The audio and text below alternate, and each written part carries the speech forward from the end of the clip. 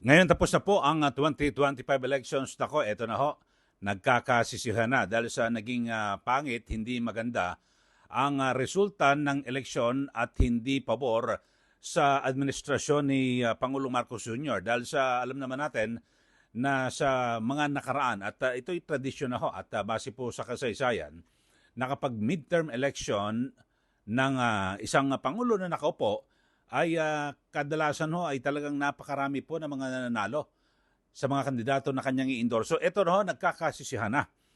At ito pakinggan ho natin dahil sa meron pong pahayag, ito pong si Congressman Toby Chanco ng Nabotas at campaign manager ng Alyansa ng Bagong Pilipinas na, sinasabi niya, bakit ako sisihin?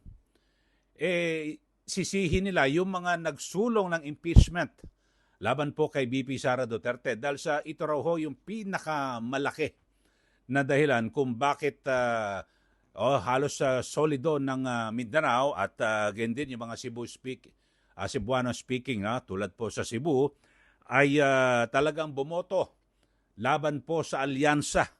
At sa katunayan, hindi nga raw ho, di ba, makakampanya ang kanilang partido o yung mga kandidato, yung buo, diyan po sa Mindanao. O eto ho, sabi po ni Congressman Chanco, nagsimula yan impeachment ang pinag-ugatan kung bakit humina ang tsansa ng napakaraming mga kandidato sa alyansa. Panoorin po ninyo ito mga kababayan at ipagpapatuloy natin yung ating diskusyon dito po sa isyong ito. Started noong nag-file ng impeachment, no? Alam nyo, bago pa lang simula ang surveys, ang eleksyon, nagpapasurvey na kami, di ba? From November, December, nagpapasurvey na kami. So natatrack talaga namin yung Mindanao. And as soon as na-file yung impeachment, which I will make it clear, hindi ako pabor, hindi ako pumirma, sa tingin ko hindi dapat tinuloy, nakita ko na, pinakita ko na sa amin lahat na nagsosolidify yung Mindanao. Okay? Ibig sabihin, talagang ang boto nila doon, kung dati nakakakuha yung mga kandidato namin ng boto doon kasi ang basihan nila sa pagpili ng kandidato ay kung sino yung kursunada nila, naiba yung pagpili nila ng kandidato doon. Ang pagpili nila ng kandidato doon ay kung sino po yung hindi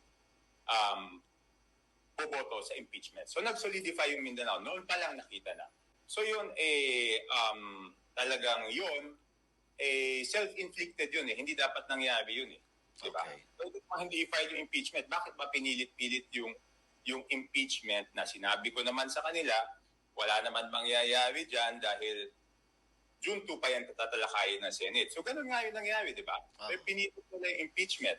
So, bakit nila isisisi sa akin yung isang bagay na sila naman ang gumawa? Alam ko naman kung sinong naninisi nito sa akin Di yung mga gumawa ng impeachment, di ba? Para meron silang, hindi sila naman ang masisi. So, doon nagsimula yan. Okay. Okay, so yun ho, no? At nagkakasisiyan na ho, mga kababayan. Ito pong mga kaalyado ni Pangulong Marcos Jr. At isa po sa itinuturong dahilan ni Congressman Toby Chanco ay itong impeachment. Sa katunayan, hindi pala ito pumirma si Kong Toby Chanco dahil sa hindi siya pabor na ma-impeach ito pong si BP Sara Duterte. So maliwanag ho yan at parang may tinutumbok, hindi niya pinapangalanan kayo. Sino ho ba ang hula nyo na sinasabing parang naninisi sa kanya, sila naman ay magawa ng impeachment. Kasi diyan po sa mababang kapulungan ng Kongreso ay na-impeach po si BP Sara Duterte at kayo, sinuhula nyo. Sino ang utak ng impeachment? Diyan po sa mababang kapulungan ng Kongreso. Impeach siya sa mababang kapulungan, tapos pagdating po sa Senado, siyempre ay pasisimulan yung trial o paglilitis sa June 2. So ito ho, sabi po ni Congressman Toby Chanco, kung hindi i-final at hindi na isulong yung impeachment diyan po sa mababang kapulungan, baka hindi po ganito kasama ang sinapit na performance ng mga kandidato ng alyansa o itong si Pangulong Marcos Jr. kasi talaga namang kahiya-hiya ito sa panig po ng Pangulo, biro nyo, halos araw-araw, tanghali, gabi, ay kanyang ikinakampanya yung alyansa, di ba? Para siyempre nais po nilang ito lahat ay manalo at alam nyo kapag nanalo magiging kaalyado, di ba, sa Senado. Pero kabaliktaran po ang nangyari, talagang napakasama at yung mga nanalo po, no? Sa ilalim po ng alyansa, nako, alam niyo naman, siguro suriin niyo mabuti. Yan po ay may mga sariling paninindigan at pagkatapos po nitong eleksyon ay nako, baka hindi ho nila kayang hawakan sa ilong ni Pangulong Marcos ito hong mga nanalong senador kahit pa ito ay naging bahagi ng alyansa dahil sa hindi naman mga lehitimong kapartido at sabihin natin hindi po ito mga Marcos loyalists. Yun po aking pananaw. Kaya't tapos may mga paninindigan ho sila, di po ba? So, ito pa yung mga dagdag na kwento ni Congressman Toby Chanco kasi nagkakasisihan ayaw niyo pang pangalanan pero kayo ano hula niyo? Sino hula niyo na naninisi sa kanya at sino ang hula niyo na sabi niya yung may gawa, yung utak ng impeachment laban po kay BP Sara. Ito, panoorin pa rin ho natin itong paliwanag kasi maganda ho ito dahil sa tapos na po eleksyon, alamin natin bakit nagkagulo at alam niyo 20 billion pesos ang budget o campaign funds para po sa alyansa. Tapos ang nangyari may mga lugar diyan po sa Mindanao na zero. Kapag na zero, baka hindi po nakarating yung pondo, yung po ang mga usap-usapan. Ito, panoorin, pakinggan natin muli itong pahayag, paliwanag ni Congressman Toby Chanco. Alam ko naman na may problema sa Mindanao Kaya kung titignan nyo sa campaign, iniiwasan ko nilang yung tanong na kung ilang pa rally sa Mindanao. Pero isa lang ang ginawa namin rally doon because alam ko yung problema. Di naman ako sa problema doon sa Mindanao. We concentrated doon sa lugar na sa tingin namin makakakuha kami ng boto. Wala namang dahilan bumalik pa kami sa Mindanao. Alam naman namin hindi na kami makakakuha ng boto doon dahil ang tao doon kung sino ang no to impeachment, yun na iboboto nila. So hindi na ho nakaikot ang rally ng alyansa sa Mindanao dahil tanggap niyo na talo, ganon? Isang beses lang. Isang beses. Pero dahil nga aminado na kayo na talo kayo sa Mindanao, kung walang ginawang ibang hakbang para ito ay mabaliktad? Hindi, ang ginawang hakbang doon is for the candidates to campaign by themselves. Kasi pag nakikita nila na 12, sinasabi nila itong 12 ito ay ito malamang ang bobot. Ganun ang isip nila, di ba? Ito yung 10 anti-administration. Ito yung Duterte 10. Ito boboto for no, di ba? So para makasingit-singit yung mga kandidato, ang in-advise namin sa kandidato, pumunta na lang kayo doon. Huwag na tayo ang buo na pumunta doon as alyansa kasi iba yung tingin nila doon. So ganun ang strategy. So aminado kami na may problema. Ang question, sino ba ang gumawa ng problemang yun? Sino ang nagsimula ng problemang yun? Di ba, we try to address the problem, pero yung pinagsimula ng problema, hindi naman ang galing sa amin. Okay. At kung na sila ilang beses, huwag niyong gawin yan. Kung Toby, yung kung magkakanya-kanya sila, alam naman nating ang realidad sa lokal, dapat may bit-bit silang tulong. Nagkulang ba sa campaign funds na dala yung mga kandidato para kahit papano? Di ba? Yun katotohanan naman yun na sa lokal para kasama sa panliligaw, mag-iwan ka ng maitutulong mo din sa kanilang lugar. Okay. Yun, syempre, meron kaming ginagawang pakikipag-usap sa mga governors na nakikiusap kami, di ba? Kasi, okay, pupunta ka sa lokal. Yung lokal, apektado rin Di ba? Yung lokal, apektado rin sila nung mga nagsasabi na wag iboto yung mga kandidato ng alyansa. So how can they go out in the open kung pati sila malalagay yung sarili na sa risko, di ba? Maging practical po Dahil tayo. kandidato rin sila.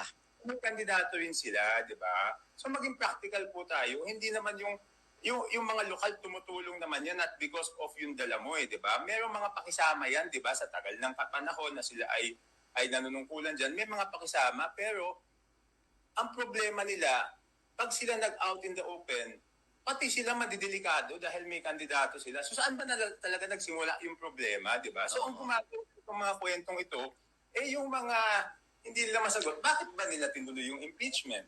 Congressman, yung pong pagkakaaresto kay dating Pangulong Duterte, isa rin po ba ito sa mga salik kung bakit... Malaking hamon sa oo, kanila yun. kung bakit talagang nilaglag, kumbaga, ng Mindanao yung mga kandidato ng alyansa? Yes, admittedly, no? But the reason why I cannot comment doon sa pag-aresto, number one, hindi ko alam yung circumstansya sa likod nun. Okay? Hindi katulad ng impeachment, ito pwedeng maiwasan eh. Mhm. Yung pag-aresto, hindi ko masasagot sa inyo kung may paraan bang maiwasan yon. Kasi international. Ang assumption ko, walang paraan na maiwasan yon, kaya talaga napilitan ang administrasyon na ipadala doon. Pero yung impeachment, alam ko po kung ano nangyari dyan. At yan, talagang hindi dapat nangyari yan. Kasi, ano yun eh, hindi naman talaga dapat nag-impeachment. Diba? Isipin mo huling araw namin sa Congress, mag-i-impeach ka. Bakit? Bakit? Anong hinahanap mong gulo? So kung hindi na tuloy impeach, mas madaling manligaw sa Mindanao, Kong. Yes, definitely. Tapos sasabihin nila, tanungin mo sila, ano bang reason bakit ito yung impeachment? Nag-interview naman kayo ng mga pumima sa impeachment. Anong sinasabi na? Napilitan sila, di ba? Okay. Okay, so yun ho mga kababayan, no? At talagang isa po sa ugat itong impeachment ho mga kababayan, talagang mukhang pagpasok po ng 20th Congress ay magkakawatak-watak po, no, yung nasa administrasyon. Kasi katulad itong si Congressman Toby Chanco na parang siya po ang sinisisi. Siyempre, masama ang loob niya ho mga kababayan dahil sa ang gumawa ng problema mismo ay ito hong yung kamera at sabi nga self-inflicted kumbaga sa sarili mong kasalanan eh. Ito yung mga pwede na maiwasan, di po ba? Kasi 'di ba yung halimbawa kung walang impeachment mas madali sila makakagala diyan po sa Mindanao. Pero ako sa tingin ko ang aking pananaw rito, hindi lang ho sa impeachment kundi yung pagkakaaresto kay dating Pangulong Duterte at yung mabilisan yung hindi dumaan sa due process. So lalong nagalit. So sabihin natin, dalawa ho yan. Ako, aking pananaw ho mga kababayan, mula sa impeachment, na pina-impeach sa mababang kapulungan, ito pong si VP Sara Duterte, ay galit na ho, lalo na yung mga taga Mindanao at siguro yung mga Cebuano speaking na probinsya, tulad po siyempre Cebu. Talagang galito sila dahil yan ho sabihin natin solid ho yung mga Duterte diyan, no, taga-suporta. Tapos nadagdagan pa ho ng pagpapaaresto kay dating Pangulong Duterte na kitang-kita naman lahat sa media, sa social media kung paano yung ginawang pagtrato. Di po ba na kung saan ay mula sa aeroplano agad na idiniretso diyan po sa Villamor Air Base. Tapos nagkaroon po ng tensyon dahil sa yung mga abogado, ayaw payagan, yung doktor, hindi agad pinayagan, ganon. Tapos yung anak mismo, si VP Sara Duterte, ay hindi po pinayagan na makalapit, makapasok at masilayan yung kanyang tatay. Tapos yun, kinagabihan, isinakay sa aeroplano, dinala na ho sa ICC doon sa The Hague, Netherlands.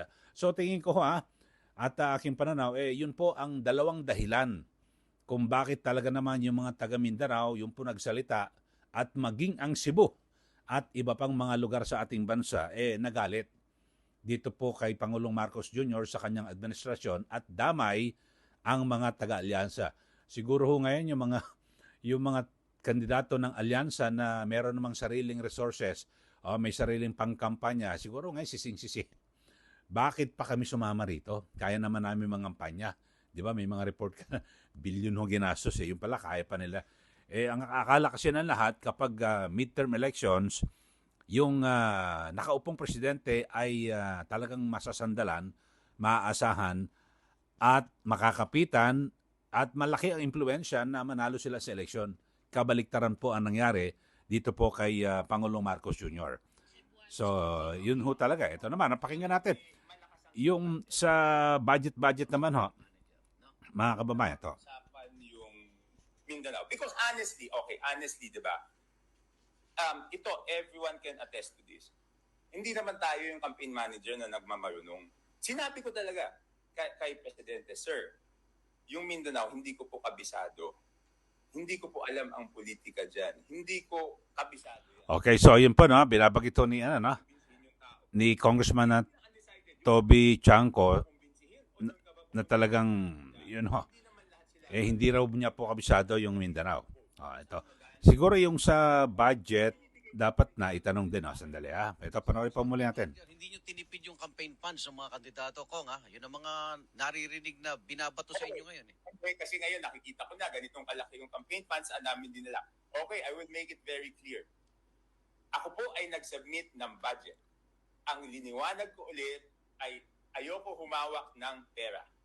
So, ang campaign budget nung in-approve, meron kaming kahero, at kung ano lang yung nahandoon sa item, yun lang ang pwedeng i-release direkta doon sa nakasulat na entity sa budget. At hindi ko nung nagdadaan sa akin, ang approval ko lang is when to release. This all started noong... Okay, so yun ho, mga kababayan, binabagit ito, no? Tungkol sa pondo kasi may mga usap-usapan na baka tinipid yung campaign funds para po sa alyansa at hindi nakarating sa mga dapat na patunguhan. So sabi po ni Congressman Toby Chanco bilang campaign manager, hindi raw po siya humawak ng pera mismo. Siya lang daw po ay nag-a-aproba o kung kailan at saan i-release yung pondo. So may treasurer daw. So kasi sabi ho sa mga report, 20 billion ang pondo. Tapos bakit na zero sa ilang mga probinsya diyan po sa Mindanao? O sa isa nating vlog, 'di ba? Pinakita ko yung sa Basilan, Tawi-Tawi. Wala hong lumusod doon na alyansa. Tapos sa may Maguindanao del Norte at del Sur, nakalusod doon si Senator Villar, tapos Erwin Tulfo, tapos Binay. Tapos nasa ilalim pa. So yun lang mga kababayan, pinag-uusapan lang natin at siyempre tapos na po ang eleksyon. Eto ngayon, nagsisisihan na at inaasahan natin na maaaring magpatuloy itong bangayan diyan po sa mga kaalyado ni Pangulong Marcos Jr. Kayo ho, sino ba ang utak ng impeachment? Kasi sabi ho ni Congressman Toby Chanco, yun ang may kasalanan. Bakit ho naging masama ang performance ng alyansa? Ako may hula ako pero kayo mo namang hula. Kung sino ang may pakana ng impeachment na ito. Okay, sa mga bago lang ho sa ating channel ay subscribe na po kayo. At sa mga subscribers naman po natin, ipakishare na lang po itong ating YouTube channel para lagi sila at kayo ho na updated sa ating mga issue na ating tinatalakay. So bawat usapin ho, nililinaw ho natin at meron ho tayong ibinibigay na mga siyempre basihan sa bawat komentaryo na ating ginagawa. Okay, maraming salamat po. Muli, ito po si Ka Eli. Magandang araw po sa ating lahat.